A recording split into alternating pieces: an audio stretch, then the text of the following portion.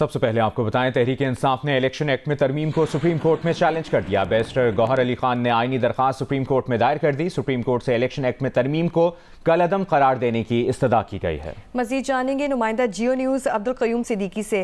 अब्दुल कयूम, बताइए दरख्वास्त में क्या इस्तदा की गई है? तहरीक इंसाफ के जो चेयरमैन है बैरिस्टर अली गौहर खान, उन्होंने सुप्रीम कोर्ट में तरमीमी एक्ट जो है उसको करने की इस्तदा की है और दरखास्त पाकिस्तान को जो है। अब्दुल कयूम सिद्दीकी आपसे दोबारा रब्ता करने की कोशिश करते हैं। सलमान अकरम राजा की वसातत से आर्टिकल 184(3) की दरख्वास्त सुप्रीम कोर्ट में दायर की गई है। तहरीक इंसाफ ने इलेक्शन एक्ट में तरमीम को सुप्रीम कोर्ट में चैलेंज किया है और बैरिस्टर गौहर अली खान ने आईनी दरख्वास्त सुप्रीम कोर्ट में दायर कर दी है। ये अहम तरीन खबर, सुप्रीम कोर्ट से इलेक्शन तरमीम एक्ट को कलअदम करार देने की इस्तदा की गई है। पाकिस्तान तहरीक इंसाफ की जानिब से सलमान अकरम राजा की वसातत से आर्टिकल 184(3) की दरख्वास्त सुप्रीम कोर्ट में दायर कर दी गई है। तहरीक इंसाफ ने इलेक्शन एक्ट में तरमीम को सुप्रीम कोर्ट में चैलेंज कर दिया है। बैरिस्टर गौहर अली खान ने आईनी दरख्वास्त सुप्रीम कोर्ट में दायर कर दी। सुप्रीम कोर्ट से इलेक्शन एक्ट में तरमीम को कलअदम करार देने की इस्तदा की गई है। सुप्रीम कोर्ट से इलेक्शन तरमीम एक्ट को सलमान अकरम राजा की वसातत से आर्टिकल 184(3) की दरख्वास्त सुप्रीम कोर्ट में दायर कर दी है और तहरीक इंसाफ ने इलेक्शन एक्ट में तरमीम को सुप्रीम कोर्ट में चैलेंज कर दिया है। बैरिस्टर गौहर अली खान ने आईनी दरख्वास्त सुप्रीम कोर्ट में दायर कर दी है, जबकि सुप्रीम कोर्ट से इलेक्शन एक्ट में तरमीम को कलअदम करार देने की इस्तदा भी की गई है। याद रहे, कौमी असम्बली के बाद सेनेट ने भी इलेक्शन एक्ट तरमीमी बिल मंजूर कर लिया था और उसी के बाद ये आज ताज़ा डेवलपमेंट है। तहरीक इंसाफ ने इलेक्शन एक्ट में तरमीम को सुप्रीम कोर्ट में चैलेंज कर दिया है और बैरिस्टर गौहर अली खान ने आईनी दरख्वास्त सुप्रीम कोर्ट में दायर की है। याद रहे, नून लीग के सेनेटर तलाल चौधरी ने कौमी असम्बली से मंजूर शुदा इलेक्शन एक्ट तरमीमी बिल सेनेट में पेश किया था।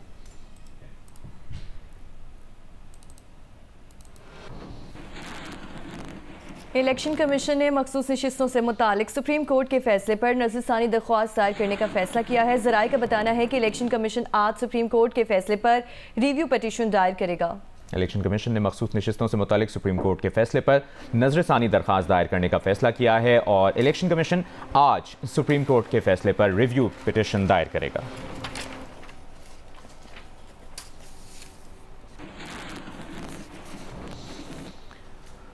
अमरीका में सियासतदान या हुकूमती अफसरों को कत्ल कराने की मुबैना साजिश करने के शुबे में अमरीकी महकमा इंसाफ ने पाकिस्तानी शहरी पर बाकायदा इल्ज़ाम आयद कर दिया है। अदालत में पेश दस्तावेज के मुताबिक इस साल अप्रैल से जुलाई तक आसिफ मर्चेंट और दीगर ने अमरीका में सफ़र किया ताकि अमरीका में सियासतदान या हुकूमती अफसरों का कत्ल कराया जा सके। दस्तावेज के मुताबिक ईरान में वक्त गुजारने के बाद मर्चेंट पाकिस्तान से अमरीका आया था ताकि साजिश पर अमल के लिए लोग भर्ती कर सके। अमरीका में इसने एक शख्स जिसे महज CS का नाम दिया गया है से राब्ता किया, ताहम उस शख्स ने कानून नाफिज करने वालों को आगाह कर दिया और मुखबर बन गया। मर्चेंट ने CS नामी शख्स से कहा कि वो किराए के कातिलों का बंदोबस्त कराए, जिस पर CS नामी शख्स ने 2 अफराद की खिदमत पेश की जो दरअसल कानून नाफिज करने वाले 2 अफसर थे और भेस बदल कर मर्चेंट से मिलते रहे। मर्चेंट ने काम के लिए दोनों को पेश की रकम के तौर पर $5000 भी दिए। आसिफ मर्चेंट ने कहा कि निशाना वो लोग बनाए जाएंगे जो पाकिस्तान, दुनिया और मुस्लिम ममालिक फ़्लाइट का इंतज़ाम किया नुकसान पहुंचा रहे हैं। ये आम लोग नहीं हैं। आसिफ मर्चेंट ने वापसी की फ़्लाइट का इंतज़ाम किया और 12 जुलाई को सामान गाड़ी में रख रहा था जब अहलकारों ने उसे घर से गिरफ्तार कर लिया। दावा किया गया है कि आसिफ मर्चेंट पाकिस्तानी शहरी है जो 1978 में कराची में पैदा हुआ। वो पाकिस्तान में रहता है। उसकी एक बीवी और बच्चे पाकिस्तान में और एक बीवी और बच्चे ईरान में हैं। अमरीका आने से पहले वो ईरान, शाम और इराक का भी कई बार सफर कर चुका है। अगरचे अदालती दस्तावेज में डोनाल्ड ट्रंप का कहीं नाम नहीं, ताहम अमरीकी मीडिया का दावा है कि आसिफ मर्चेंट जिस सियासी शख्सियत को कत्ल करना चाहता था उनमें अमरीका के रिपब्लिकन सदारती उम्मीदवार और साबिक सदर डोनाल्ड ट्रंप ही हैं। वाज़ेह किया गया है कि ऐसे कोई शवाहिद नहीं कि आसिफ मर्चेंट का ताल्लुक 13 जुलाई को पेंसिल्वेनिया में ट्रंप पर सफेद फॉर्म नौजवान थॉमस क्रूक्स की जानिब से किए गए हमले से था।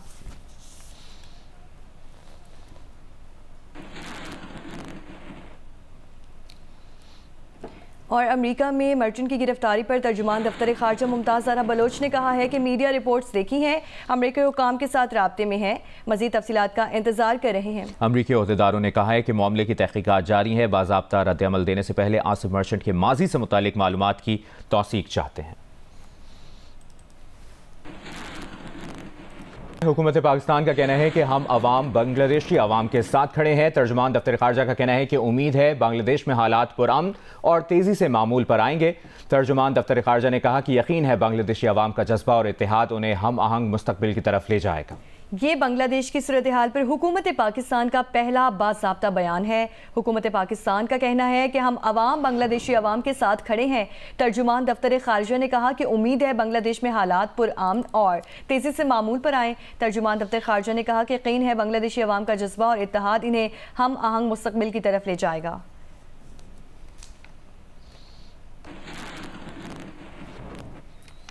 शेख हसीना के मुल्क से फरार होने पर बांग्लादेश के मौजूदा और साबिक फौजी अफसरान बरहम साबिक फौजी अफसरान ने कहा कि शेख हसीना को महफूज रास्ता नहीं दिया जाना चाहिए था।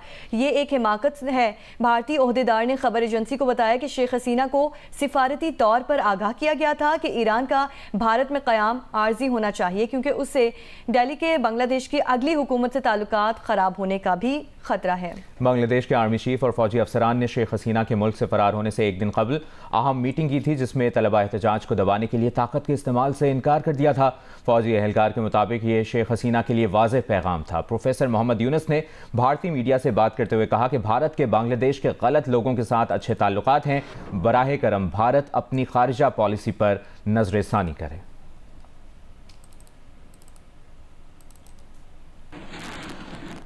और बांग्लादेश में सूरत हाल मामूल पर आना शुरू हो गई है। ढाका में तालीमी इदारे दोबारा खुल गए, सड़कों पर ट्रैफिक रवा दवा है। डॉक्टर मोहम्मद यूनुस की सरबराही में बांग्लादेश की उबूरी हुकूमत के अरकान को आज हतमी शक्ल दिए जाने का इम्कान है। उबूरी हुकूमत के चार्ज संभालने के फौरन बाद इंतखाबात भी मुतवक्के। तिबी मुआयने के बाद प्रोफेसर मोहम्मद यूनुस कल पेरिस से ढाका पहुंचेंगे। रहनुमा तलबा तहरीक ने कहा है कि सदर से शेयर की गई इब्तदाई फहरिस्त में उबूरी हुकूमत के लिए 10 से 15 अरकान की सिफारिश की है। फहरिस्त में सिविल सोसाइटी के अरकान, तलबा के नुमाइंदे भी शामिल। बांग्लादेश के सदर ने तजवीज़ दी है कि तहरीक आज़ादी में हिस्सा लेने वालों को भी उबूरी हुकूमत में शामिल किया जाए। पार्लियामेंट तहलील, अपोजिशन लीडर खालिदा ज़िया को रिहा कर दिया गया। साबिक वज़ीर आज़म शेख हसीना के अगले कुछ दिनों तक भारत से बाहर जाने का इम्कान नहीं।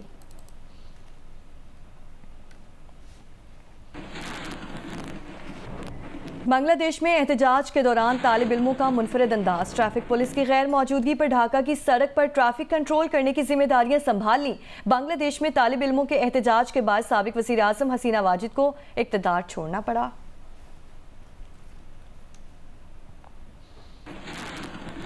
भारतीय wrestler Vinesh Phogat Olympics final के लिए नाअहल करार दे दी गई। उन्होंने गुज़श्ता रोज़ 50 kg क्लास में फाइनल के लिए क्वालिफाई किया था। इसी पर बात करेंगे। हमें ज्वाइन करें पेरिस में मौजूद दी न्यूज़ के नुमाइंदे मोहित शाह साहब। मोहित शाह साहब, कहिएगा विनेश फोगाट को क्यों डिस्क्वालीफाई किया गया है और अब गोल्ड मेडल के मुकाबले का क्या बनेगा? जी, फोगाट को इंडियन जो स्पोर्ट्स है इसको बहुत बड़ा धचका लगा। आज सुबह ही जब पता लगा कि फोगाट अब 50 kg कंपटीशन में गोल्ड मेडल के लिए मैच नहीं कर सक रही। वजह ये हुई कि उनका जो वजन किया गया वो वजन 100 ग्राम से भी ज्यादा ओवरवेट थी और रूल्स के मुताबिक जब आप फाइनल के लिए खासकर गोल्ड मेडल के लिए मैच करते हैं तो वजन किया जाता है और बावजूद बड़ी कोशिश के रात भर कोशिश करते रहे कि किसी तरह वजन गिरे और लेस देन 50 kg आ जाए, लेकिन वो 50 kg ना आ सका, लेस देन 50 kg। और फिर अल्टीमेटली इंडियन जो रेसलर है जो कि उम्मीदें लगाए बैठे थे कि इनको ये लेंगी, गोल्ड मेडल लेंगी, उनके वो कंपटीशन में ऐसा न ले सकी और डिस्क्वालीफाई हो गई। अब जो उनके अपोनेंट्स हैं उनको गोल्ड मिलेगा और जिस तरह सिल्वर बगैर किसी को दिए सिल्वर रह जाएगा और फिर जो ब्रॉन्ज मेडल के हकदार है उनको मिलेगा। लेकिन ये बहुत बड़ा धचका है इंडियन स्पोर्ट्स के लिए कि वो इंडियन रेसलर जो गोल्ड मेडल की बिल्कुल उम्मीद थी उनको कि वो गोल्ड मेडल ले लेंगी, वो गोल्ड मेडल से डिस्क्वालीफाई हो गई और अब इंडिया के लिए एक बहुत बड़ा मैच। और उन्होंने गुज़श्ता रोज 50 kg क्लास में फाइनल के लिए क्वालिफाई भी किया था। अब उनको नाअहल करार दे दिया गया है। बहुत शुक्रिया आपका मोहित शाह साहब।